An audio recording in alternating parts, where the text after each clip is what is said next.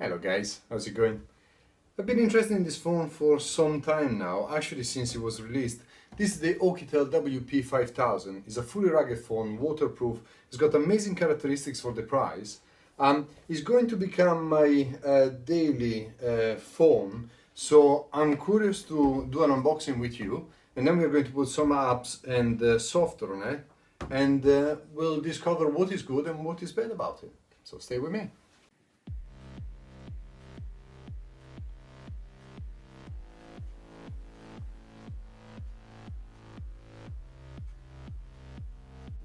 So let's see. Of course we have the phone over here.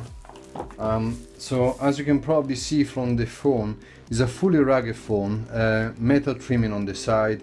USB is covered, it's a USB type C. Again, it's covered with a full protection. SIM card slot, this takes dual SIM card. So we'll get to it in a second. Going through quickly to what else we have in the box. Let's take everything out. So we have an adapter type C to type A, charging cable type C. We have an adapter for the headphone jack. So this, it doesn't seem to have then a headphone jack for the headphones, but no problem, that is included. And of course we have a fast charging power brick. The phone already has got a 5200 mAh battery, so it should last very well, but it's brilliant to know that also it's fast charging.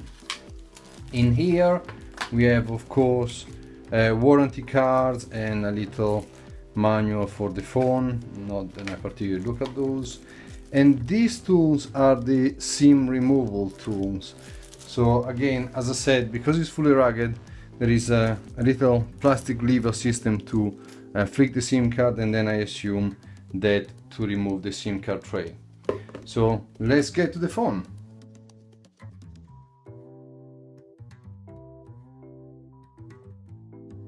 So to begin with, the look. Now guys, look is a personal choice, but by all means, I was after a rugged phone. My previous phone, as you can see, got smashed a few times. I'm not exactly the most careful with it. So this will do incredibly well for me.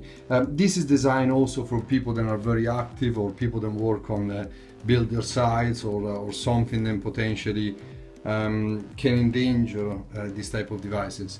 I've seen some tests with this. It is fully waterproof, it is IP68 rated, and I've seen even vehicles driving over it. I've seen even someone putting it on fire. I will put a link in my description, but it is incredibly well protected and rugged. Design wise, the grip is actually very good, even for quite a large and potentially a bit heavy phone. I mean, as I said, this has got a 5200 mAh battery, so it can be a bit heavy. Ports are all well protected, and on that account, let's open together the SIM card slot. They provide us with a little lever system. There we go, and there is the SIM card. Again, we have a removal tool. Let me see if I can do it with you while we film it. Okay, so I managed to click it. Probably I will need this again to fully remove. So yeah, the SIM card, it is a bit fiddly potentially to remove. It is coming out though. Fantastic. It is a bit fiddly, and the reason why is of course for the rugged scenario. Dual SIM card, you can add a TF card as well if you want to upgrade also the space on the device. I've installed a few apps, and I've also put my fingerprint readout on it, so we'll do it together. As you can see, it is nice and responsive. As soon as I put the finger there, it comes up. I would say it's not maybe as responsive as top of the range phones, but you know, it takes, you know, half a second, I would say, to get it loaded. I still have quite a lot of apps open, as you can see. This comes with 6 GB of RAM, so there is a massive amount of apps that you can leave there, and it still works absolutely fine. With regards of the operating system, this is Android 7.1.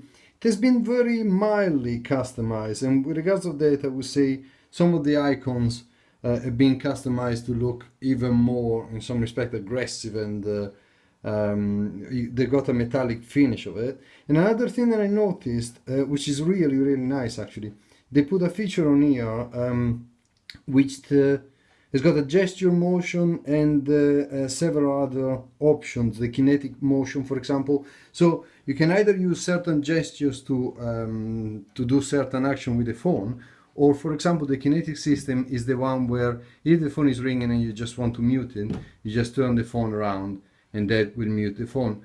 So a few little touches on the operating system that are very, very good, and they don't actually make the system any slower because they didn't mess around too much with it. Okay guys, don't know how well you can see my progress on this, but I've installed Asphalt 9 on this device, so very graphically demanding game. My gaming skills at the moment are getting challenged because of course it's not that easy to play while filming, but as you can see everything is working incredibly well, and I've increased already the resolution on the phone to high, the quality of the game to high, so the phone is handling it incredibly well, and everything looks smooth. And another recommendation, the speaker. I really like the speaker at the back, because apart from being incredibly loud, as you can hear, and actually pretty good with regards to the quality of it, but also being at the back, even if I'm playing a game and I'm fully gripping the phone, it doesn't cover any of the sound, any of the speaker, which I find a very good approach to positioning speakers. Let me take a few pictures so we can also test the quality of those of the camera as well.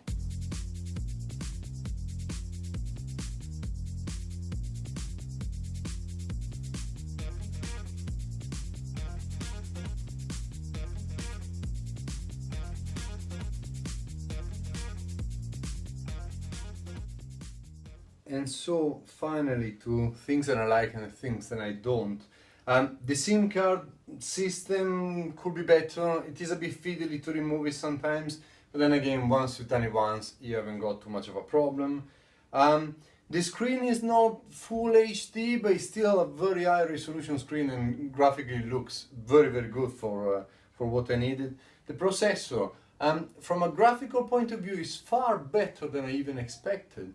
The overall performances though, they are good. They are fantastic for a normal daily drive, but on occasion you can see a tiny bit of stutter. Not exactly something that is a problem in my case. Everything works fine anyway, but potentially that could be slightly more powerful.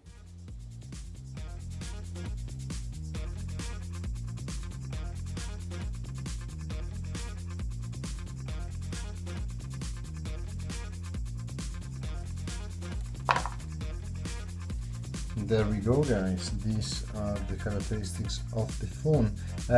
As I said, processor wise it's not bad at all, but there are definitely stronger processors around.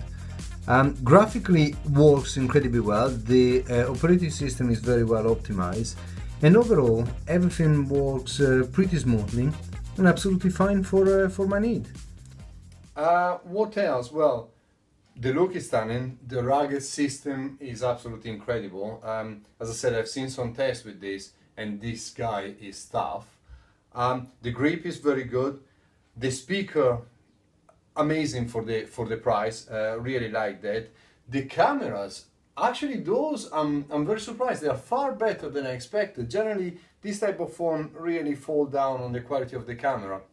After all, this is a £280 phone. Now the cameras are actually pretty good.